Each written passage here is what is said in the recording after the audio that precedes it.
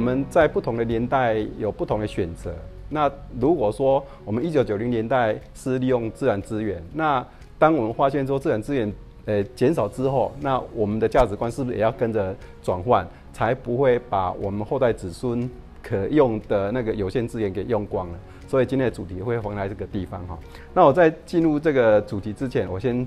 简单介绍一下今天又要跟各位分享的那个几部影片，来诠释我刚才讲的那个价值的选择，然后美丽转身。好，我在这么多年，我拍海洋相关的生物里面呢，主要其中有4部会诠释到这个观点，就是像鲸鲨或者说卵丝或鲸豚或海龟。当然，你们今天可能已经看过海龟的纪录片，那我会加强那个海龟这个纪录片我怎么拍摄了，然后我在这么多的场域里面有看到了哪些值得跟各位分享的案例哈。那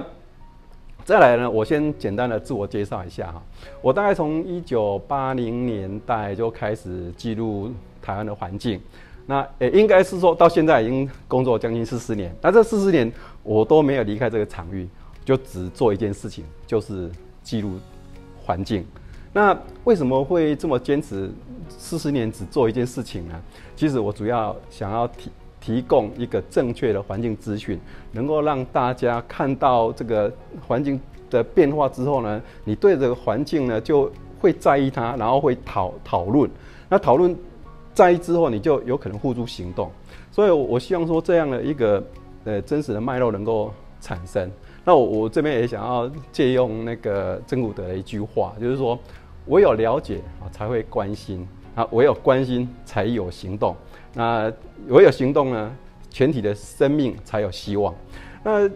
跟我这么多年40年在坚持的环境资讯提供，这样的一个核心脉络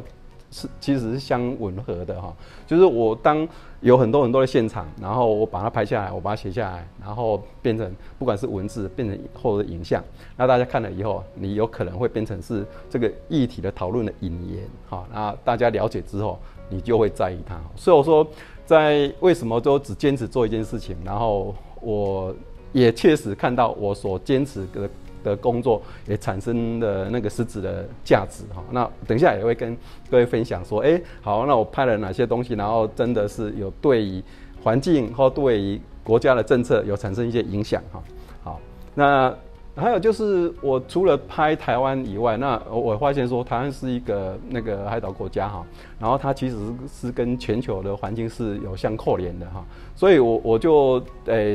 大概在1990年代哈就开始那个除了台湾以外，就先记录那个台湾周边的亚洲区域，然后再慢慢有累积很多经验之后，然后也有一些资源之后，然后就开始往全球各地跑。所以说现在大概是世界7大洲3大洋哈，大概都是由我们记录的足迹。那为什么要花这么多的时间？其实是首先我会从环境的大尺度来看，比如说全球气候变迁。我就会去那个像南极啊、北极啊，或者说喜马拉雅山脉啊，就地球上的山极哈，然后或者说那个不同的海洋哈，3大洋里面去记录跟台湾有关的，不管是气候变迁，或者说动物迁徙，这些都跟台湾岛有很密切关系的。所以呢，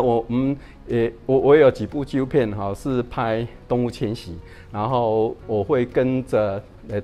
不管是从台湾出发，还是从各地来到台湾的这个物种之间的联系啊，譬如说我到北美洲啊，不管是阿拉斯加或加拿大，去看看，到台湾西部海岸的彰化地区的那个黑乌滨鹬，它其实迁徙了几千公里，然后从那个北美洲来哈，或者说我们的鲸鲨啊，我们的海豚啊，或者说我们的海龟啊，然后它其实不是一直住在台湾的，它可能是这个中西太平洋这样的四处，可能因为它的觅食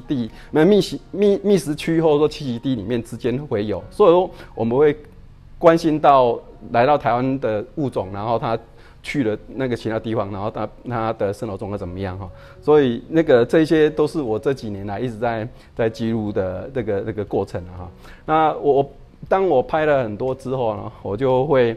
从1990年代就开始先在那个报章杂志先发表专栏，那其中一个政治经济刊物里面呢，就帮我开了一个连续那个大概我写了12年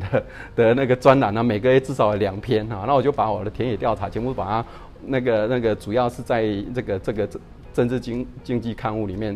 那个连载这样，所以写了12年，所以我也累积了很多的那个不管是影像啊，或者说文字的那个田野调查的资料。然后我到了1998，因为公共电视正式开台之后，我就把我很多很丰富的那个田野资料，然后把它转换成那个电视节目哈，然后在那个公共电视里面制作播出哈。所以说各位如果说喜欢有关于环境生态类型的纪录片，那我这边有已经公开了，在 YouTube 上面有很多的那个连结，你们就可以进去看。然后这些纪录片呢，就横跨了刚才讲了不管是台湾的，还是说亚洲区域的，或者说全球的气候变迁的、南北极的都有你们都可以在里面去找到你们可能有兴趣的那个题材那再来就是说。我今天其实还是要回到我们台湾就是大家知道说一直在强调说台湾是以海洋立国然后它是一个岛屿国家。那从不同观点来看台湾，就是说它虽然是一座小岛但是你如果从不同的眼光来看，你可以把，因为全世界的每一座岛屿它都有可能是世界的中心，从这座岛屿往外辐射出去。所以我看了台湾的那个早期的那个国际贸易的一些历史文献。我们台湾早期的1970年代，那时候第一代的那个企业家，他们都有一种豪情壮志他们觉得说拿了一个那个手提箱，然后就往世界各地走。他们认为说，住在台湾的人呢，脚踏出去就是大海，你是机会的延伸，也可能是冒险的开始。所以我那时候在重新看台湾的发展历史的时候，我就想，台湾得了的一个国家它虽然是一个小岛但是它包容了各种的文化，然后把它融合转换，然后再把它迸发出去散发到全世界各地。所以呢，我觉得说要探索台湾的海洋国家生命力呢，就也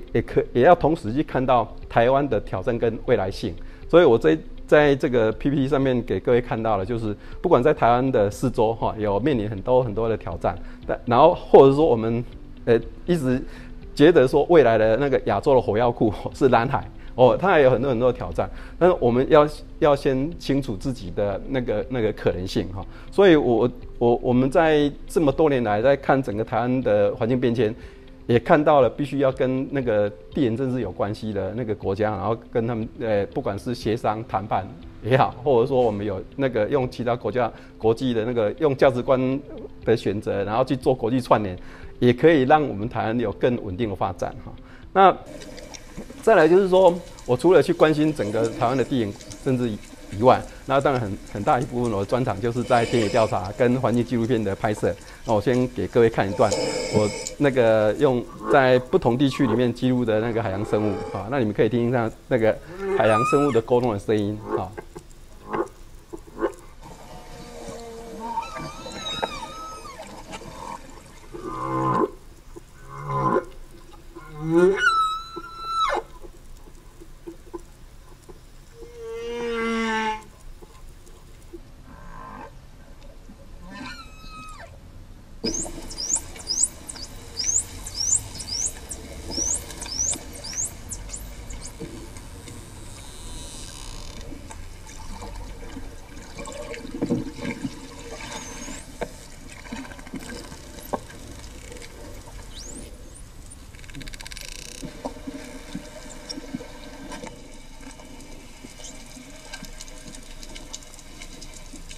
刚才那个各位听到了，就是一个是大翅鲸那一个是平鼻海豚。那这些生物呢，那个在台湾的那个东部海域呢，每一年都有机会看得到但是要拍到那些那个很精彩的那个它的那个行为或者说录到它的声音，需要花一点时间然后我们拍录那个平鼻海豚的那个场域呢，是在台湾的北边在日本的海域。那个大吃鲸呢是在那个南太平洋哈，那个东加王国的一座小岛上面啊。其实，在台湾这边都有，但是呢，你要拍摄并不是很容易，所以我们就到了那个我们跟洋流有关系的海域里面去拍摄它们哈。那再来就是说，今天的主题哈，就是要跟各位分享那个拍摄海龟的这个过程哈。我想你们各位已经看了那个108分钟的那个海龟的纪录片，那我想用很简短的时间哈，然后跟各位那个介绍说我为什么要去拍以海龟为主题哈。其实，在那个也是在1990年代，我就关心到那个海龟在台湾几处那个海滩上岸产卵的这个很重要的一个行为，那也开始记录那个研究人员哈，在试图要了解他们的生态奥秘哈。那我从90年代一直到现在将近30年在关注海龟，所以我一直在想说我们跟它的连结是什么哈。那我这一部的片名叫平安龟哈，其实它是有双关语的那个意义的哈，就是说，我们不管是从那个海龟它的一生，或者说我们从人的角度来看，他觉得我认为说他在整个那个一生里面将近100年里面，他应该是需要每一个区域，然后一代一代的能够传承下去。那我们又用他的形象，然后加以文化，或者说用不管是信仰也好，都会跟他有一些连结。所以呢，这些不管是从海龟的主体性，还是说从文化性来看，我用这个平安龟，它有双层的那个意义哈。然后还有就是以近代来讲，尤其是在那个90年代，我发现台湾人那个已经开始慢慢的利用那个海龟这样的一个形象，然后把它当作是一种那个祈求财富的一个象征哈。所以我就把这个很综合很多的因素里面把它放进来。那我就会先自己问自己说，那海龟它的一生哈，它出生的地方哈，然后跟它觅食的区域往往都会不一样，而且呢，有时候两地之间呢相差了那个2-3千公里，而且甚至有更远的，甚至超过4-5千公里的。然后它只要成年之后，它有可能就会回到它原来的出生地里面去产卵。那在回游的过程里面，它有可能会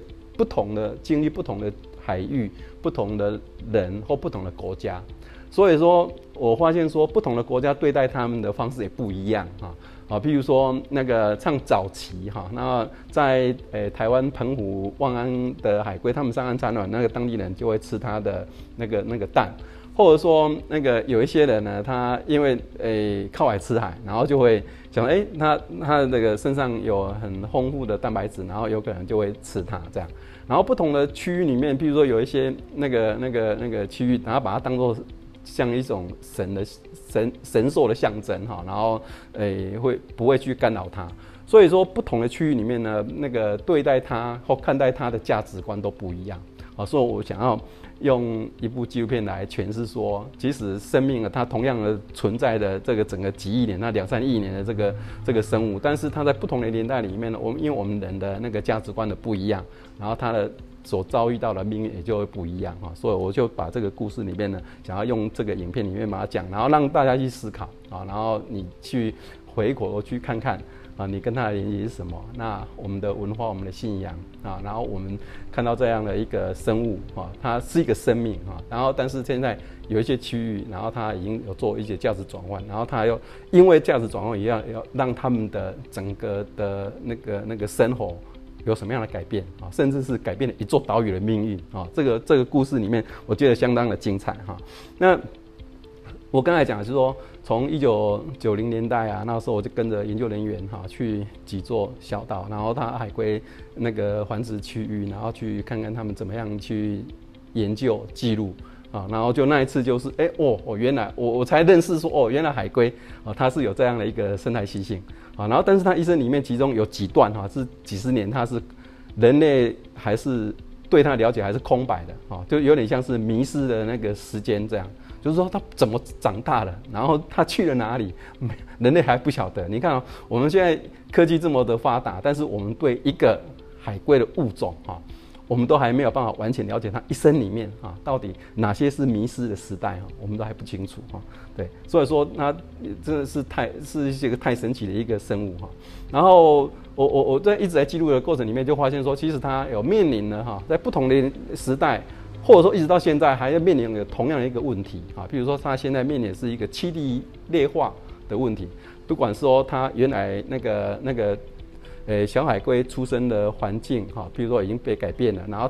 当它好不容易出生以后，然后经过20几年它成长了，然后要回来产卵的时候，发现它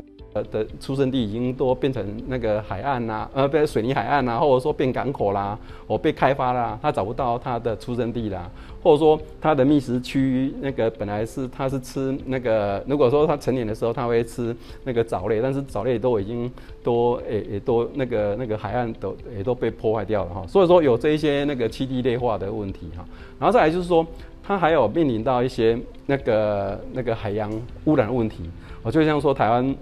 是四面环海，然后我们有可能呢，在近岸海域里面有很多的那个海漂垃圾，有一些是从，譬如说我们说到洋流因为台湾是3大洋流的汇集地所以说我们有一些垃圾是从其他地方流过来，但是呢，我们自己也有产生很多自己的一些垃圾，我们从河川里面输送到海岸，然后再顺着洋流再回到了整个那个大洋区，所以呢，海龟在这样的一个近岸海域里面，就会受到这一些垃圾的影响这也是它的生存压力的那个一大部分。再来就是有可能因为那个现代的那个捕鱼的技术然后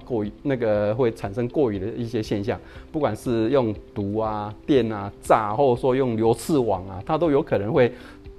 它有可能不是渔民的主要的那个猎捕的对象，但是它有可能会因为它的那个渔网的关系，然后误捕，或者说因为它渔民要炸鱼，然后就它刚好在附近，然后也受到伤害，所以呢，它的海龟的那个生存的压力，其中之一，也就是说必须要逃过那个被误捕的那个情形。那另外呢，我们这么多年发现说，其实有一些海龟呢，有一些物种它因为人的价值观觉得它是一个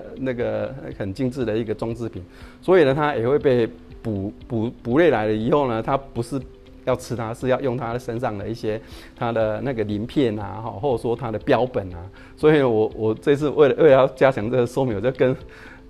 去网络找到的一张金正恩他戴的这个就是玳瑁的那个眼镜，这个就是用那个玳瑁的那个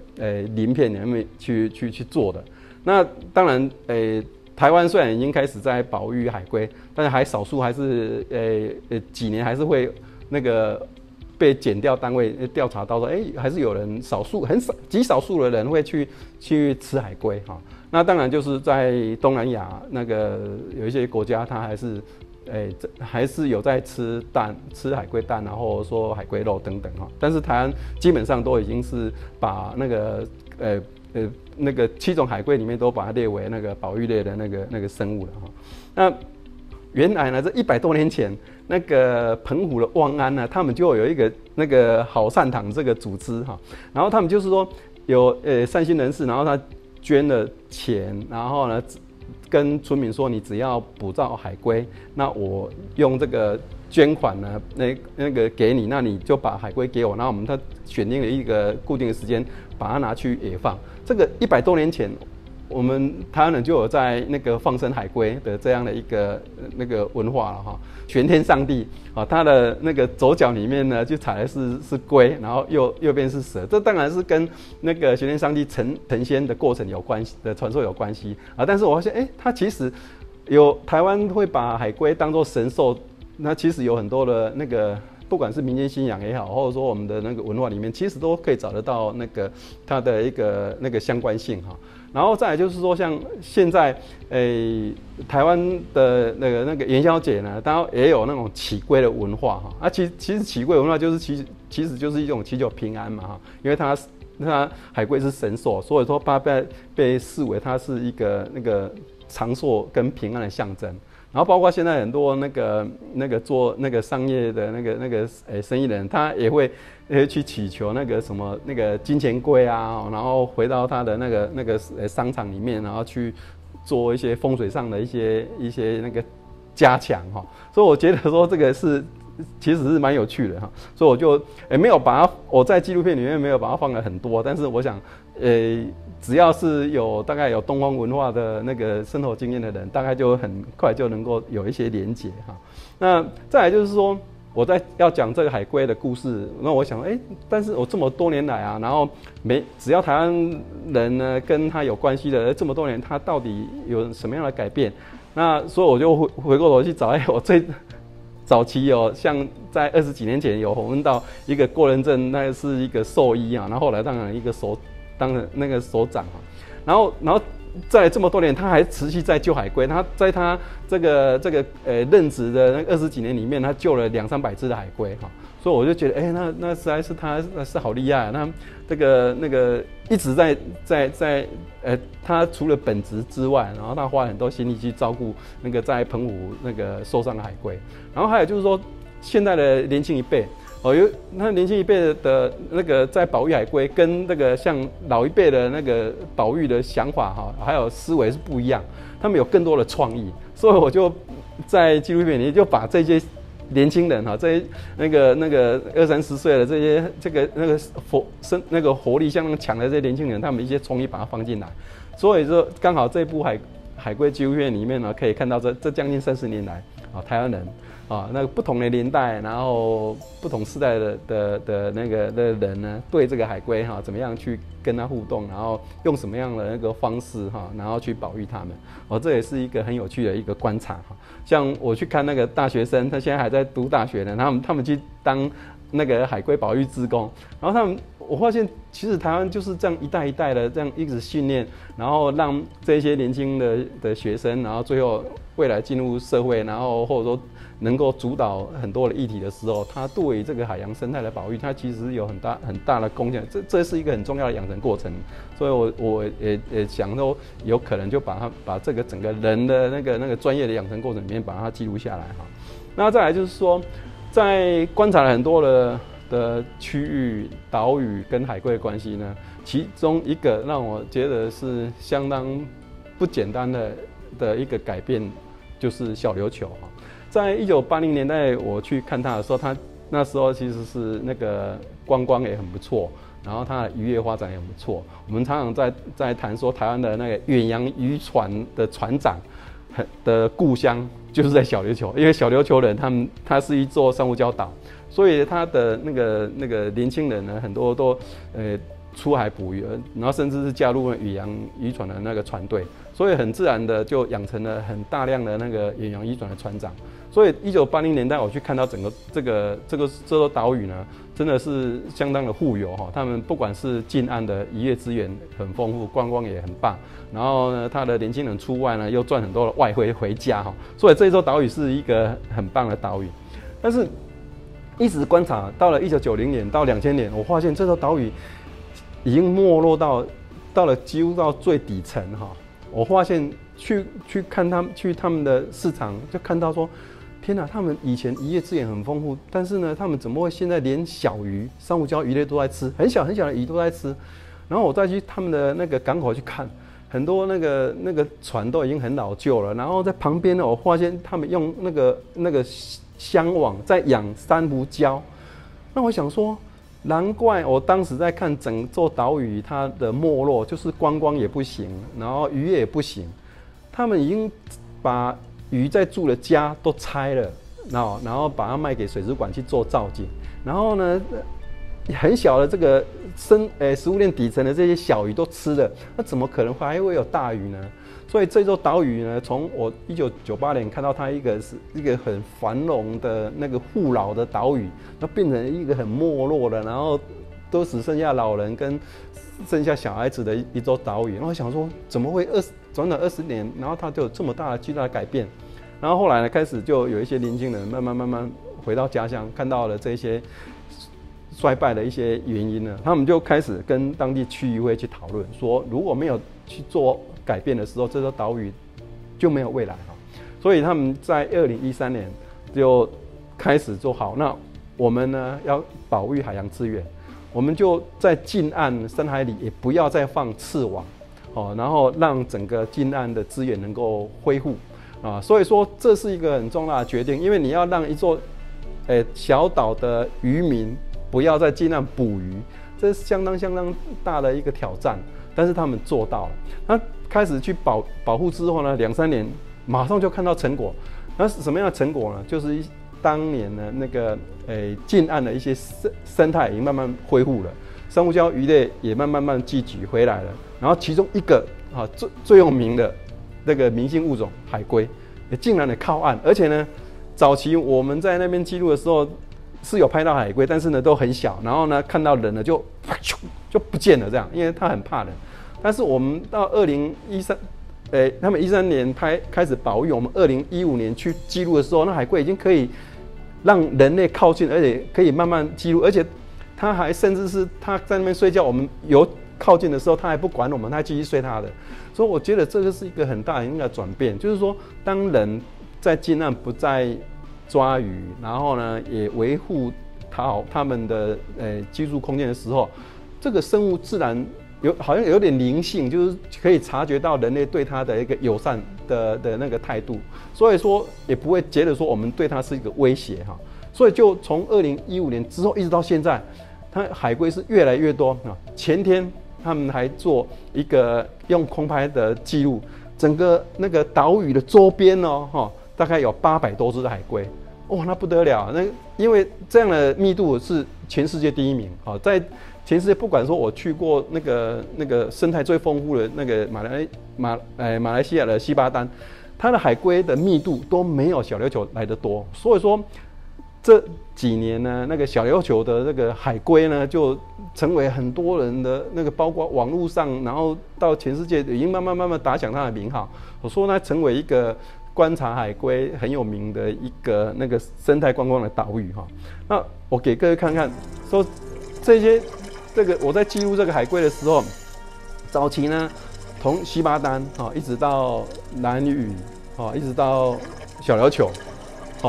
能够很稳的很靠近它的观察的，真的就没有几处但是呢，小琉球就是最特别的。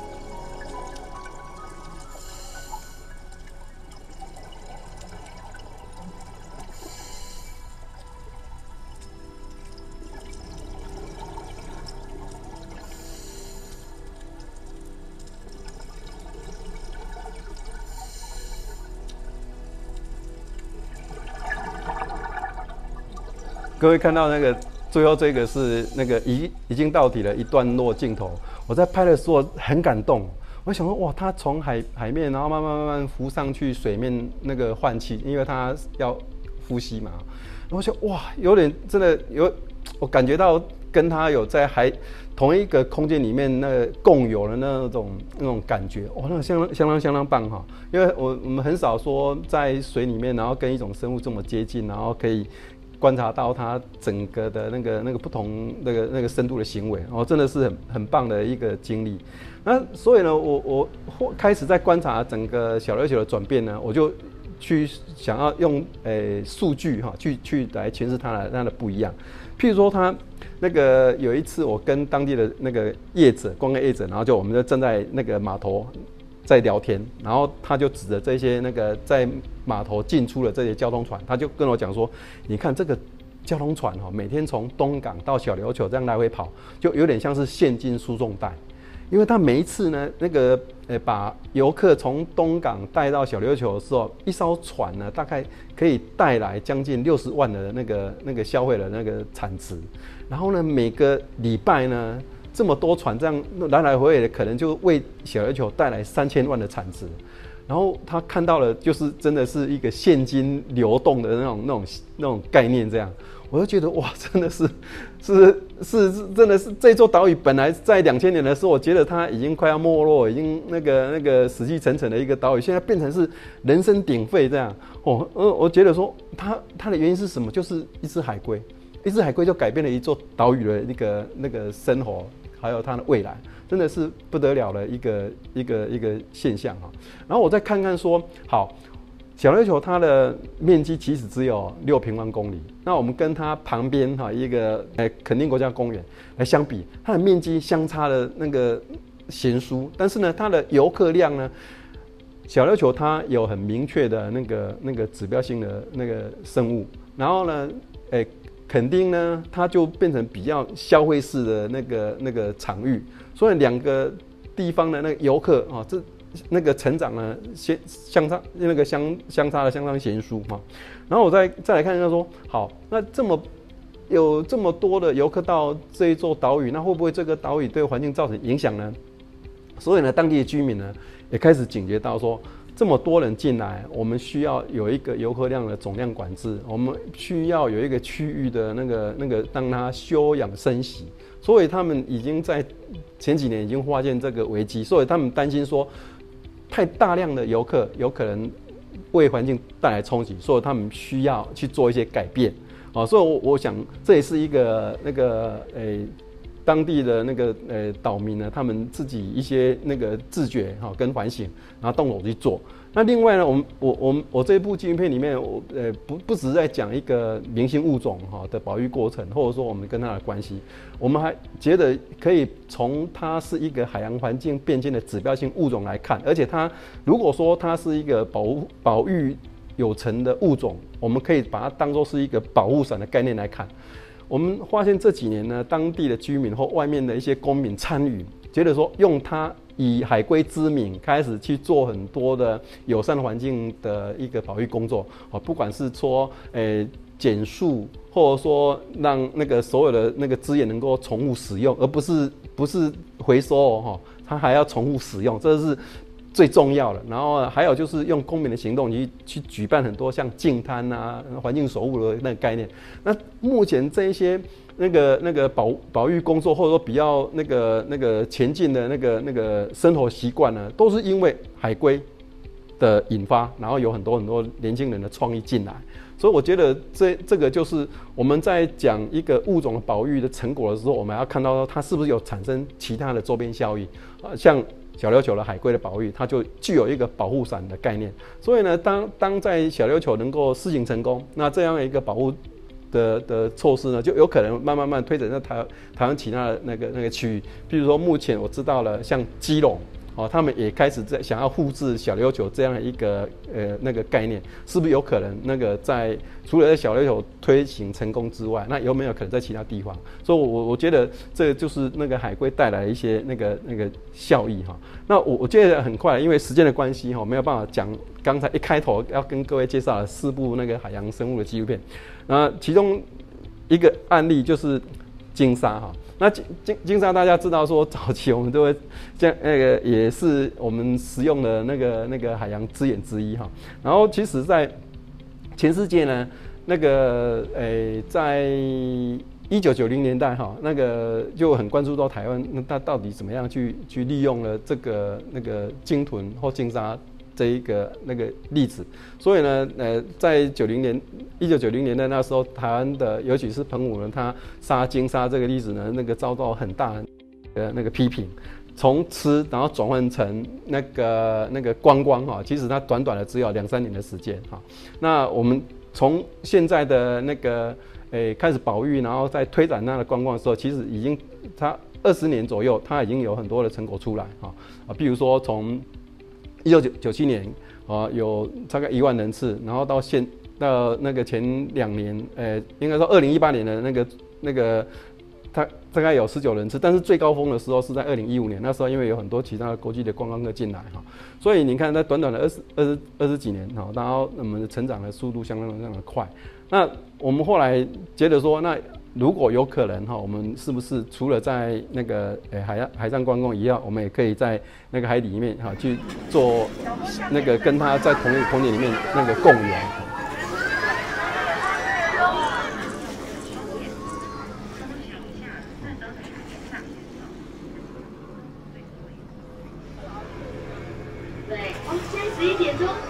这个是在那个花莲哈，那个从花莲港出去，然后它其实都离岸不会很远。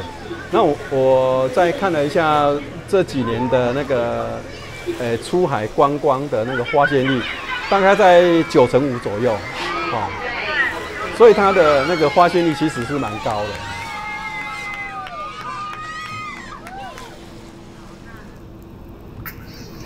那这个就是我在想的是，如果说我们对这个物种了解更多以后，那我们可能在一些海湾里面就有可能那个下水去跟它那个共游哈。这些都是一些那个价值观的转换的一个概念哈。就是说早期渔民还是会抓那个鲸豚哈，然后我们开始1990年开始保育之后，那渔民不再捕猎它，那我们还是不能让渔民就是说减少他的那个收入，那有什么方式可以让他们那个维持生计哈？这也是其中一个考虑。那另外像那个鲸鲨哈，那鲸鲨也是一样哈，它其实也是经历一个大概是10几年的保育过程哈。那从早期国际社会哈，从1993年那时候澳洲就开始在做保育，那台湾呢一直到2009年才完全不再抓它哈。那其实这个台湾人必须要有这样的认识哈。那我们也要了解说整个这个鲸鲨哈，它到底来到台湾之后去了哪些区域？那我们也特别去找它。所以我另外一部纪录片是《渔生共游》，就是在谈我们去寻找鲸鲨这个过程哈。那像我们知道说，我们在一些餐厅里面的菜单里面就有像是蒜苗豆腐沙哈，就是从这一来，就是那个岛屿刷哈，这个大家可能很多人都年纪跟我差不多的人大概都有吃过哈。然后我们到2009年之后才不抓它哈。那其实那时候我去看了很多那个餐厅的那个食材啊，那里面这个鲸鲨算是一个很高档的那个料理哈。那还有就是有人会去吃鱼翅哈，那其中一个最有名的就是所谓的天九翅，就是从鲸鲨来的。然后到目前呢，台湾已经完全保育了嘛，但是我们旁边的国家，那中国他们还是持续在吃哈。我们就可以看到，我前几年去他们的那个观光饭店的橱窗里面，还看到那个他们在展示、在贩卖那个大翅鲸的那个背鳍哈，这个就是他们俗称的那个天九翅哈。然后除了后来我们在2009年已经开始禁捕之后，那因为有一些那个观光场所，像那个生物馆的，他们还是会想要去捕捉，然后去养活体去展示。那像台湾啊、日本啊，还有美国哈，都那个水族馆都有啊。但是台湾已经没有，这是台湾在2011年已经发现说，我们把它养的空间里面的太小，它会受伤，所以在2013年就把它野放哈。然后其实我们现在在推了说，那是不是我们要看这种生物，我们就直接去海里面，而不要说为了要看它，然后从海里面把它抓起来，然后我们养在一个水族缸，我们去看它。我们用比较接近自然的方式，然后去它的栖息地里面去找它这样是比较友善环境的然后才是真正的保育这个就是我们在台湾拍，然后一直拍到它回游的路线到菲律宾去，那我们去菲律宾看它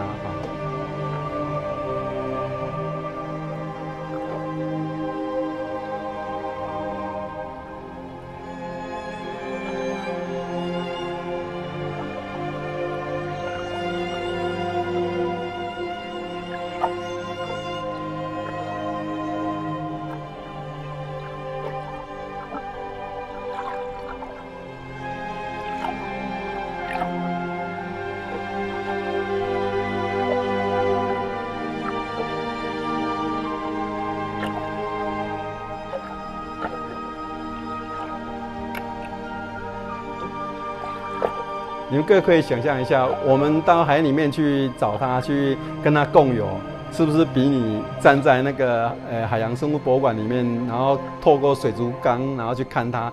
只能在那边绕圈圈，然后吃着人类喂食的一个食物，它的那个行为来得更自然所以说有很多的现在很多的商业行为，我们可以去思考一下说，那这样对于这个生物是好或不好我们这其实是可以去思考的那再来就是卵丝其实这个卵丝这个也是我相当奇特的一个故事，因为卵丝呢它是一个很高经济性的鱼种然后价格很好然后又很可口尤其是蜆捞真的是相当有名的一道料理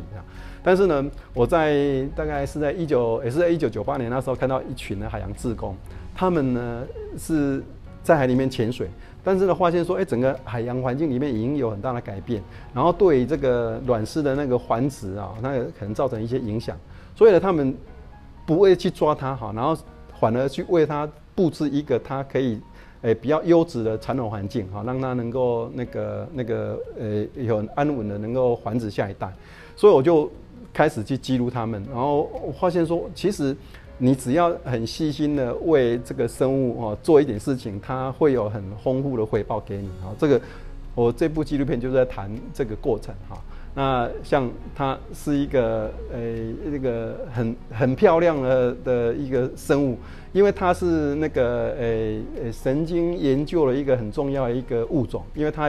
里面有巨大神经，所以我们在研究神经科学的时候，它是最重要的一个研究来源所以我们很多的生物以为说它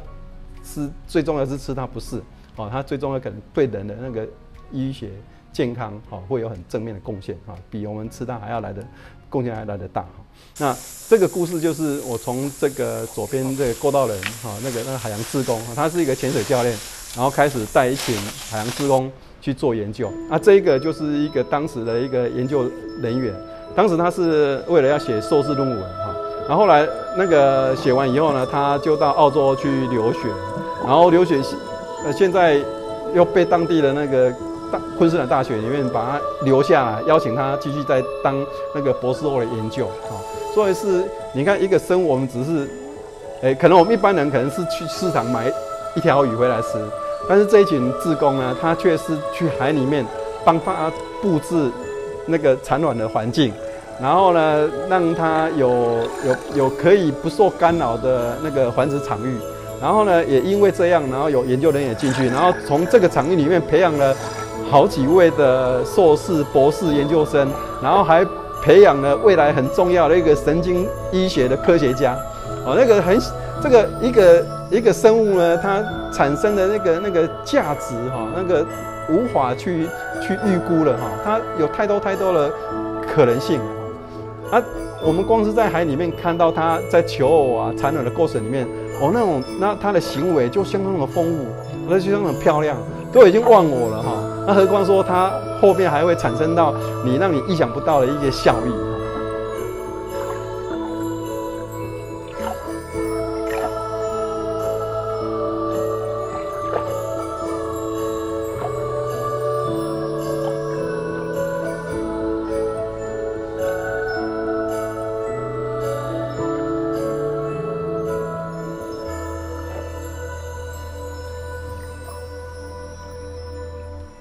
这就是头足类的卵丝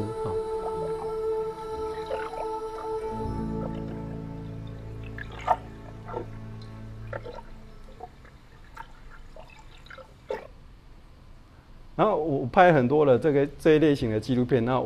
其实我把它放在网络上，然后我也做中英文的对照。那各位如果有兴趣，可以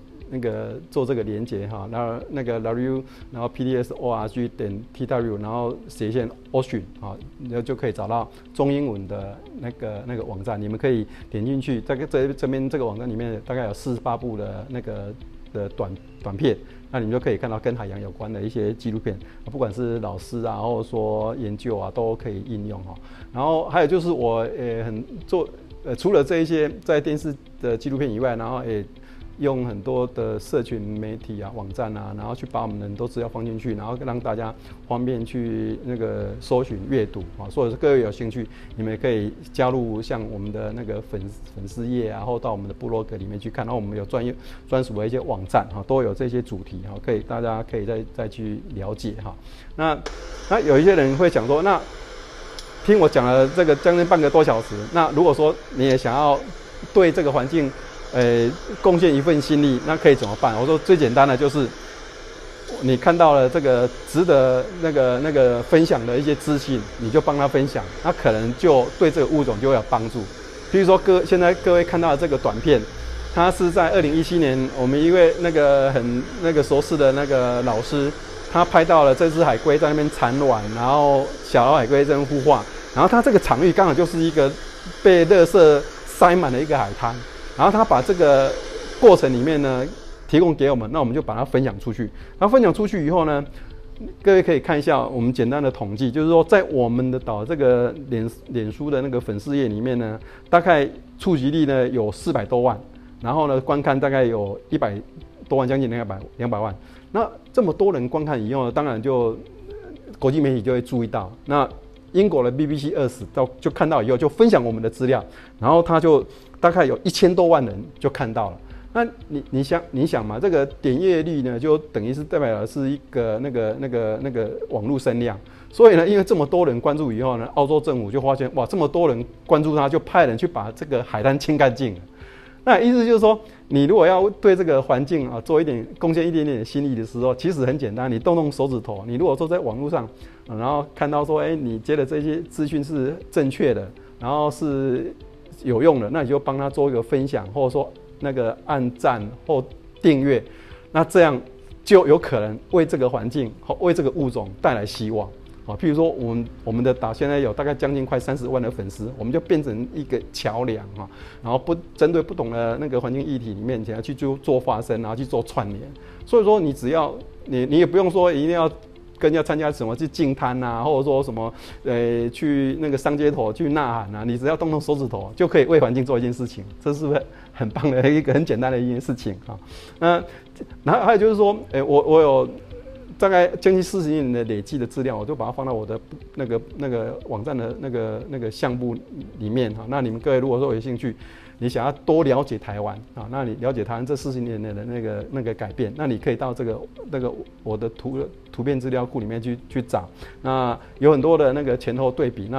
那个时间空间的那个尺度相当的大，不管是6000公尺高山，或者说水下66米的哈，然后有将近目前已经有10几万张的图片在上面，然后有很多单位跟我合作了哈，包括中研院啊，包括那个水保局，他们都做很多的那个救灾的应用哈，这个都可以在这边去搜寻得到哈，可以。这只是说跟各位分享说我这几年做的，然后还可以延伸的部分哈，然后包括说我把很多那个过程里面把它写成那个书哈，有一些人呢习惯用纸本的资料，那我就因为我就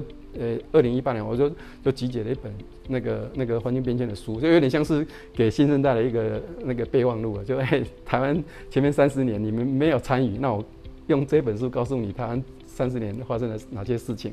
这也是让大家可以去搜寻资料，然后可以了解台湾的过往，以台湾的以前的那个发展轨迹经验，然后可以规划未来新的世代不会去那个重蹈覆辙，然后让台湾往更美好的方向发展。所以我在这么多年来做人都是其实是要告诉大家台湾真实的过往是什么，那我们下一阶段该怎么走。我们台湾有很好美丽的未来我们只有一座岛屿，我们只有这一座台湾岛，我们大家就生活在这里，不管你喜欢它或不喜欢它，不管你觉得它美丽或丑陋，我们就只有这座岛，我们要好好的去坐下来去规划，我们去了解以前的经验，然后呢，我们下一阶段能够去往更好的、大家可以共同可以去信守的努力的一个方向去发展。我觉得台湾的未来是无可限量我们是一座岛屿，但是我们是世界的中心，我们可以往外辐射出去我们有更好美好的未来，我们只要大家一起讨论，然后有共识合作，相信我们自己的价值观，我们必定有一个很好的未来那今天花了一点时间跟各位分享我的工作经验。那希望各位那个喜欢，好，谢谢大家。